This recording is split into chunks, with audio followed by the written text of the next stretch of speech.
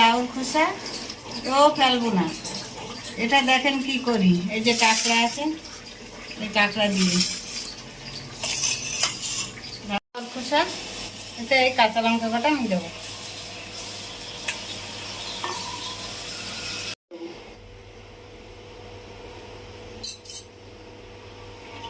গরম হয়ে গেছে, নেবো কটা কালো জিরে, ফোড়ন দেবো, এই রসুন দেবো। এবার এই কাঁকড়া কটা দিয়ে দেবো।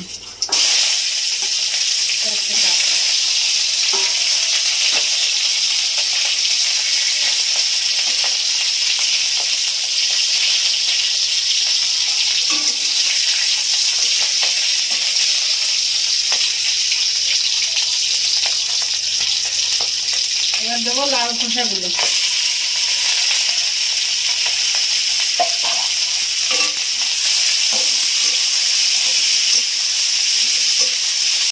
দেবো একটু লবণ,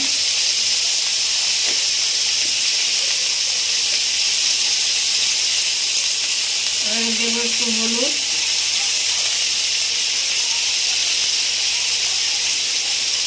এটাকে আমার ভাজা হয়ে গেছে। এবার আমি এটাকে কি করি দেখুন,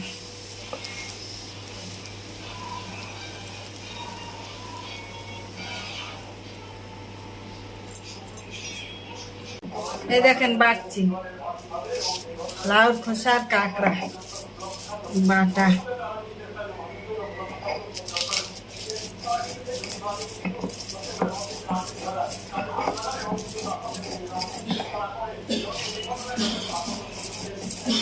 আপনারা লাউর খোসাটাও ফেলবেন না, এইভাবে একটু কাঁকড়া দিয়ে বেটে খেয়ে দেখবেন আমি যেভাবে করলাম।